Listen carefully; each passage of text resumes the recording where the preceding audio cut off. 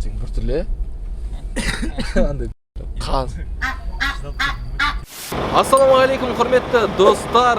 Қазір ретро гараж сіздермен көптен күткен американдық лоурайдеріміз келді.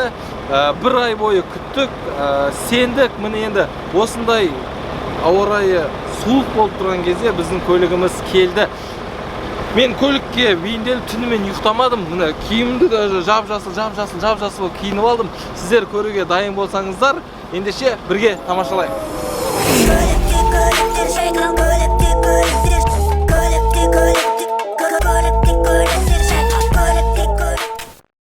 Прям ұйқыдан өзім тұрып алдым. Таң азанмен тұрып алдым. Ұйықтай алмай жатырмын да. Андай уайымнан ғой андай. Бұндай сезім бірінші рет болып тұр. Қазір енді бір ай күткен көлігімізді көруге бара жатырмыз. Бірінші кездесу қазір көрген кезде қалай болады екен. Соның барлығын уайымдап тұрмыз. Бір ай бойы келді. Алдында кеденнен өтетін кезде қиындықтар болды. Оған дейін ауа райымен қиындықтар болды. Сіздер білесіздер, ауа райы қандай болған. Күнде жел, күнде боран. Қостанай жақта көліктер қалып кете береді. Басқа жақтарда жолдың бойында көп жолға шыққандардың барлығы қалып кетіп жатты. Жолға шықпаңыздар деп жатты.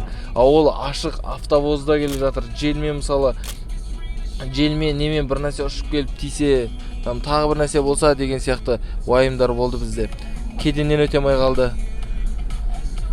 Кеденнен дегенде бір құжат жетпейді деді, декларация. Ол декларация бізде қаша жазылған, бірақ бар етін негізі. Осы Евразийский экономический союзға, ол Финляндия арқылы Ресейге кірген кезінде ол құжат толтырылған негізі. Бірақ сол құжат жоқ деп біздің көлікті өткізбей қойып, ол тағы бір күн сонда тұрып, өзі әрең келе жатқан кезде сөйтіп, біз хабарласып жатып, декларацияны қайтадан жіберіп, көрсетіп жатып, ол өткен болатын. Сөйтіп енді одан кейін Ақтөбеге барып, Қостанайға барып, қазір бүгін келді деген хабарды естідік. Қазір сонда бара жатырмыз. Міне ұйқыдан тұра салып. Бізбен бірге болыңыздар. Танымайтын левый біреуге ақша аударып жібердім. Қаншама ақша кредит алып ойлаш. Мысалы бізде адамдар Қазақстанда сенбей жатады ғой. Бізде адамдар біреуге ақша аударуға магазиннің өзінде 2-3 теңгені аудардың ба деп тұрады ғой. А мен қанша миллион ақшаларды прикинь, кәдімгі банкке барып.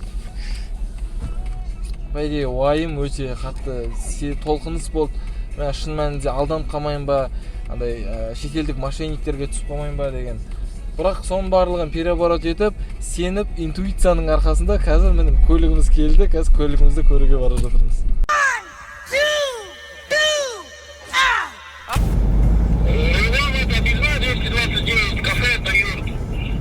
Ё-моё, мы проехали ее.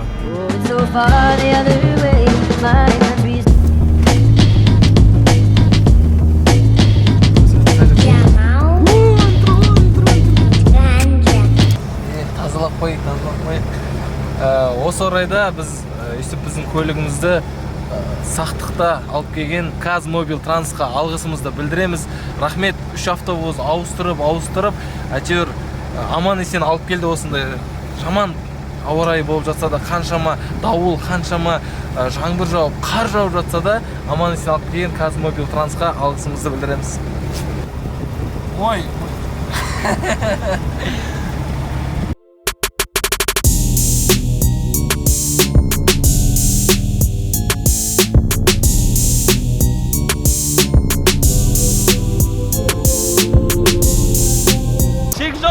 Кәдімгі өзім қатты қуанып тұрмын, масқара. Шын өмірде көрмек түгілі түстеріңізде көрмейтін ешкімде жоқ. Ойлаңыздаршы, ешкімде жоқ автокөлік сенің көлігің екенін білген, ол мүлдем.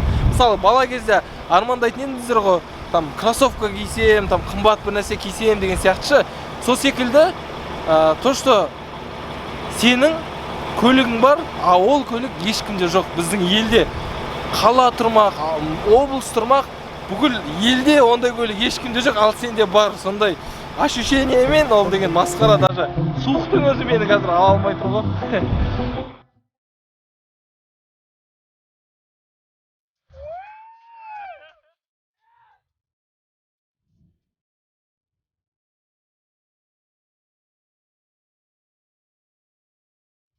дәл осы сәтте сезімге қиялға беріліп райымның өлеңімен гиф ойнатып жүрмей тұрғанда шығарылымды жалғастырайық деп шештік ағай. Біздікін моторын дауысы осылай шығады ғой примерно.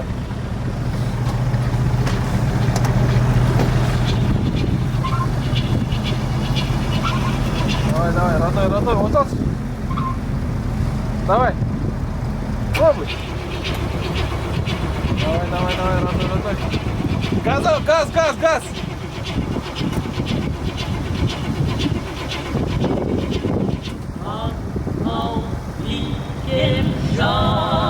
Газа нажимай, братан, много. Оператор. Gaz.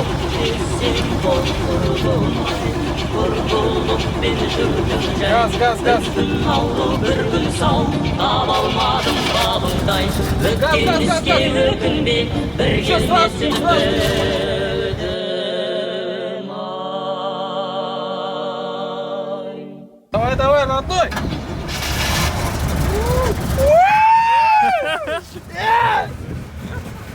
Газ.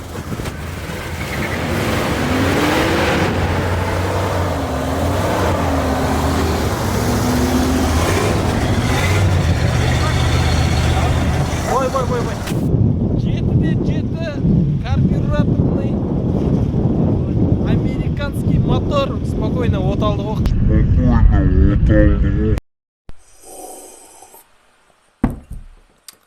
Өтірік айтып нетейін, жақтырмасаң кетейін.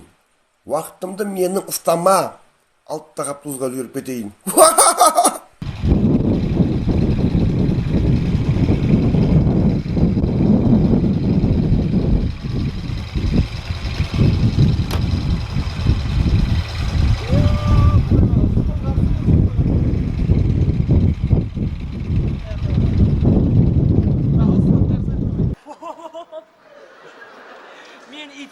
Мен итеріп жатыр.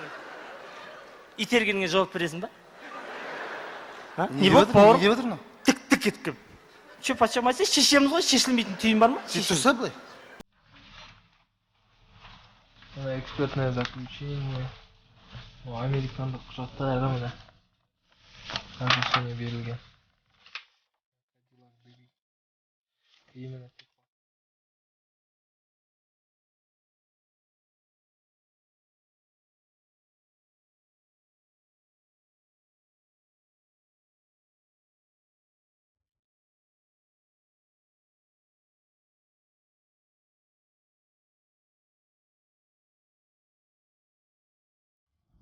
По идее, ұзын эвакуатор шақырғанбыз негізі, сонда соған да сыймайын деп тұр ғой кішкене. Ол өте ұзын машина деген сөз ғой. Аккумуляторы өліп тұрғандықтан біз қазір оталдырған күйінде қалдырамыз, қысып тұрған күйінде. Сөйтіп бұйырса барғаннан кейін шоп түсіріп алып, әйтпесе қайттан аккумулятор ауыстырып бәрі қиын болады оталдыру. Сол үшін оталған күйінде қалады, ішінде бензин бар екен кішкене. Қазір жолдан тоқтап мүмкін тағы да бензин құярмыз. Эвакуатормен бензин құйсақшы, типа, эвакуатор келеді и витран құямыз, короче. Тоже сетеміз, короче. Я вовремя вчера проскочил, я ночью зашел, потому что... Потом закрыли, да? Да, там и закрыли, и там по встречке, короче, уехали. Еле как, короче, доехали. Все, ладно, спасибо. Все, давайте, удачи вам. Давайте.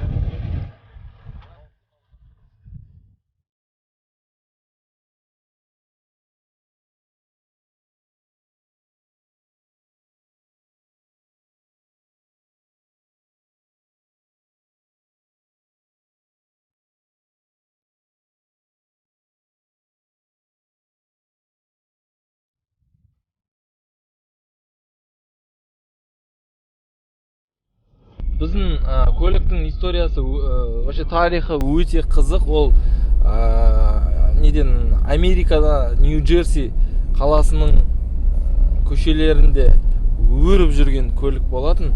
Одан кейін біз ол көлікті алғаннан кейін, яғни $1000 портқа дейін алып келеді оны.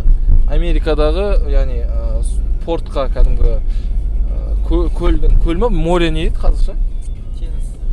Теңіздің портын алып келеді $1000 сол жақтан доставка, сол Нью-Джерси мысалы қаладан $1000. Одан кейін контейнерге салу $1300, яғни контейнерге салып Финляндияға дейін алып келу $1300. Одан кейін $600 упаковка в контейнере, яғни контейнерде оған ештеңке зақым келмесін, ештеңке не істемесін деп $600 бересің, чтобы ол көлікті әдемілеп тұрып упаковать ету үшін. Одан кейін құжаттарымен барлығымен жібереді. Одан кейін контейнерді ашу үшін €300 бересің. Контейнерді ашу үшін ештеңкесіне зақым келтірмей, бер жаққа келгеннен кейін контейнерді ашу үшін. Ол бер жаққа деген Финляндия, яғни Америкадан, Нью-Джерсидан ол порт арқылы теңізбен Финляндияға келді. Сосын Финляндиядан біз оны неге жеткіздік? Ресейге жеткіздік.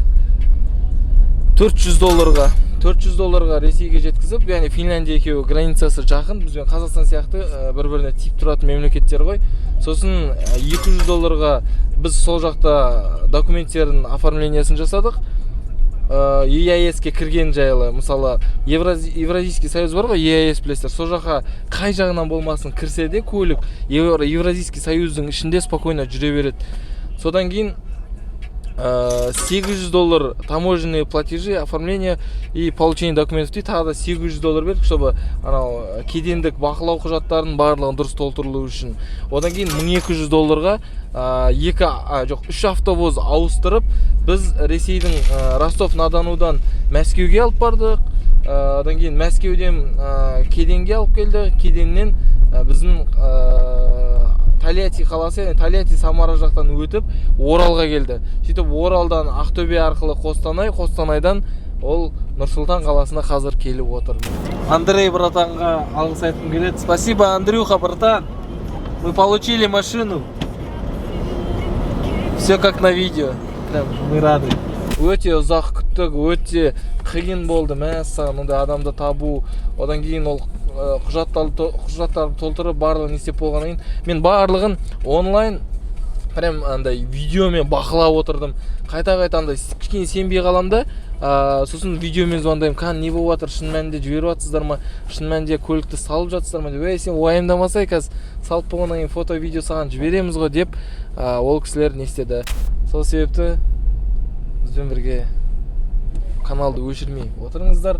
Және де осындай қызық контент әрі қарай көре берем, қарай берем десеңіздер, мынау подписаться дегенді басып тіркеліп қойыңыздар, колокольчикті басып уведомленияны қосып қойсаңыздар болады.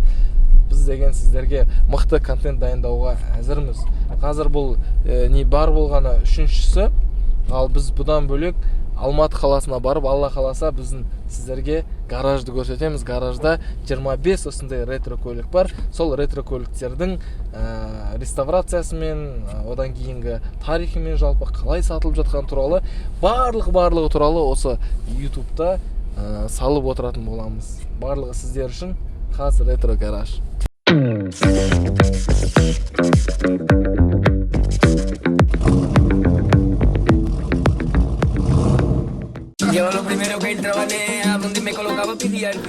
Далада күн шығып тұр, бірақ әлі қар ерімеген. Ал біздің көлік жазғы резиналарында тұр. Бірақ сонда да біз сіздер үшін, контент үшін рисковать етіп қазір көрейін деп жатырмыз. Соғып алсақ, масқара болып. Родной.